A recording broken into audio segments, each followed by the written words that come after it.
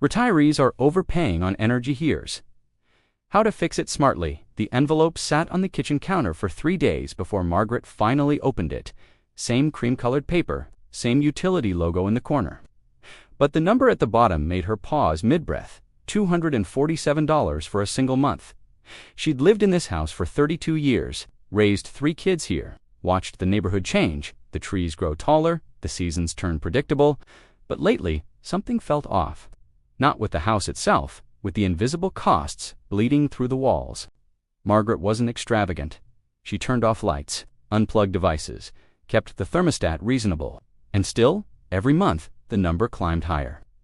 It wasn't just the money, though, that stung. It was the nagging sense that she was losing control over something that should have been simple. What she didn't know yet was that the problem wasn't her habits. It was the house itself silently wasting energy in ways she'd never been taught to see. Her neighbor David had the same problem, only he discovered it differently.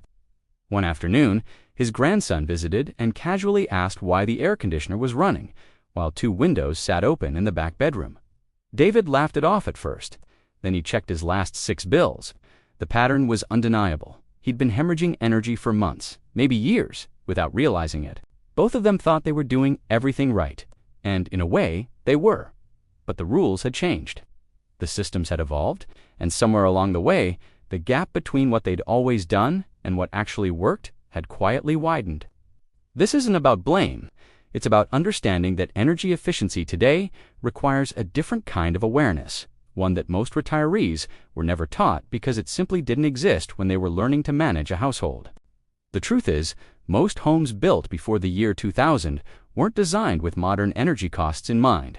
Insulation standards were looser. Windows were single pane. Heating and cooling systems ran on outdated technology that prioritized comfort over efficiency. And for decades, that was fine, because energy was cheap. But things shifted. Utility rates climbed. Climate patterns became more extreme. And suddenly, those old systems started costing 3, 4, sometimes 5 times what they once did. The house didn't change. The world around it did. Margaret started noticing small things after that bill arrived. The way the bedroom felt drafty, even when the heat was on. How the refrigerator hummed louder than it used to. The dimness of the living room, even with all the lamps turned on. Each one pulling 60 watts for bulbs that could have been replaced years ago with something far more efficient. She wasn't ignorant. She was simply operating on information that had stopped being relevant. David did something that surprised him. He called the utility company, not to complain, but to ask for an energy audit. He half expected them to brush him off, but within a week, a technician arrived with a thermal camera and a clipboard. What they found wasn't catastrophic. It was mundane, overlooked, fixable. The attic insulation had settled and compressed over 30 years, leaving gaps where heat poured out every winter. The water heater, still running strong after 2 decades, was using twice the energy of a modern unit. The thermostat, a faithful analog dial, had no idea when the house was empty or asleep, so it heated and cooled on autopilot, indifferent to need. None of this was dramatic, but together it was costing him nearly $70 a month in wasted energy. Almost $1,000 a year, disappearing into inefficiency he couldn't see. Here's what most people don't realize. Energy loss isn't usually a catastrophe. It's a leak, slow, persistent, invisible, and it compounds. A gap under a door might only lose $5 a month in heating costs. But multiply that by 10 gaps around windows, under baseboards, through outlets, and suddenly you're losing $50, $60, $80 a month without ever knowing where it went. Margaret decided to educate herself. Not in a frantic way. She wasn't interested in becoming an expert. She just wanted to understand her own home better. She started with the simple things.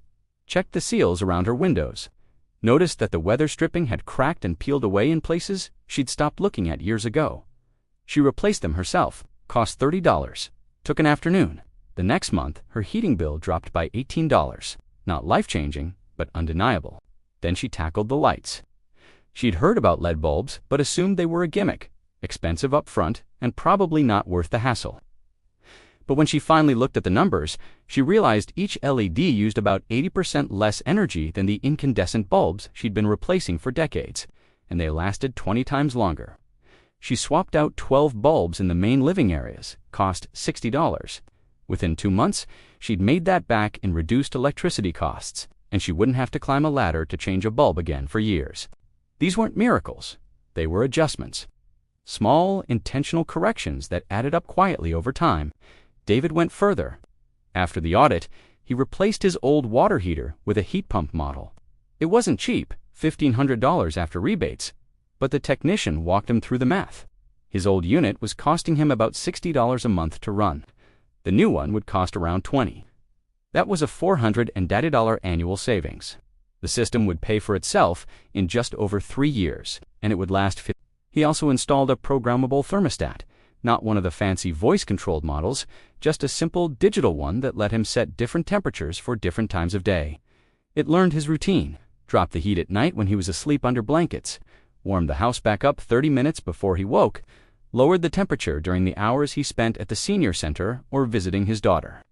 That single change saved him $30 a month, and he never had to think about it. What surprised him most wasn't the savings, it was the sense of control. For the first time in years, he felt like the house was working with him, not against him. Margaret and David weren't unique. Across the country, millions of retirees are quietly overpaying for energy. Not because they're careless, but because the systems they rely on were built for a different era.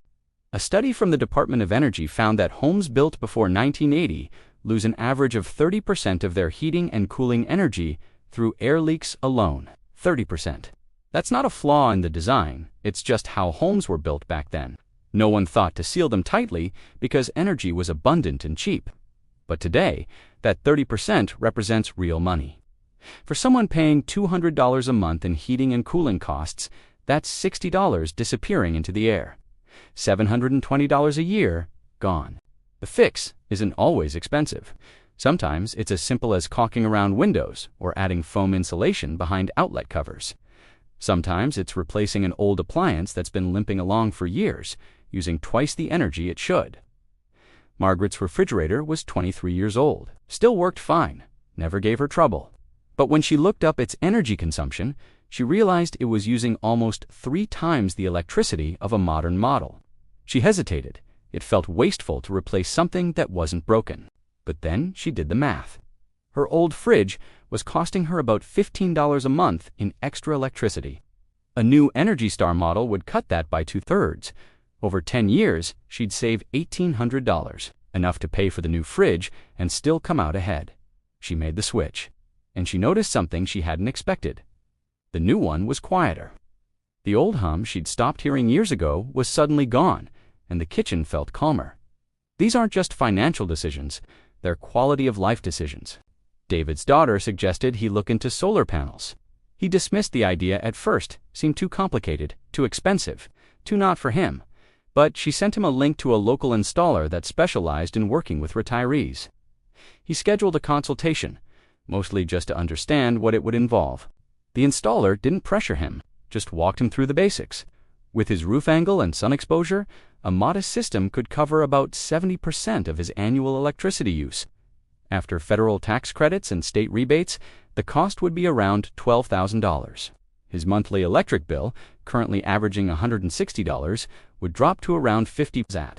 That was a savings of $1,300 a year. The system would pay for itself in 9 years, and it came with a 25-year warranty.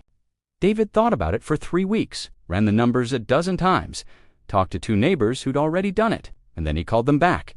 6 months later, his electric bill was $38, sometimes less. On sunny days, his system produced more energy than he used, and the excess fed back into the grid, earning him credits. He didn't do it to save the planet, though he liked that part.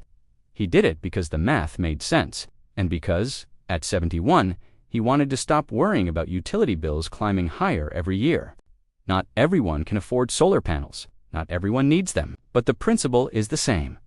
Small, strategic investments in efficiency pay for themselves over time, and they shift the relationship you have with your home from reactive to intentional.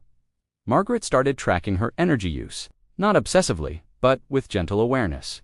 She logged her monthly bills in a simple notebook, watched for patterns. Noticed that her costs spiked in July and January peak air conditioning and heating months. She adjusted, installed blackout curtains in the south-facing windows to block afternoon sun in summer. used a ceiling fan more often, which let her raise the thermostat by 3 degrees without feeling warmer. In winter, she reversed the fan direction to push warm air down from the ceiling. None of these changes were radical, but together they brought her monthly summer bill down from $247 to $193. Winter dropped from $220 to $170.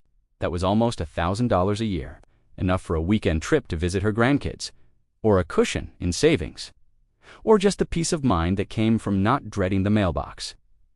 She also discovered something unexpected. Once she started paying attention, she felt more connected to her home. It wasn't just a building she lived in, it was a system she could understand, adjust, and improve.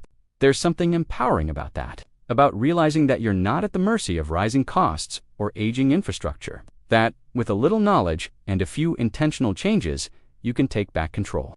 David's grandson teased him one day, saying he'd become an energy nerd. David didn't argue. He'd started noticing things, which neighbors left their porch lights on all day, how much heat the community center wasted by keeping the thermostat at 75 in winter. He'd even helped a friend identify a phantom power drain, an old cable box that was pulling 15 watts 24 hours a day, costing $30 a year for a service the friend didn't even use anymore.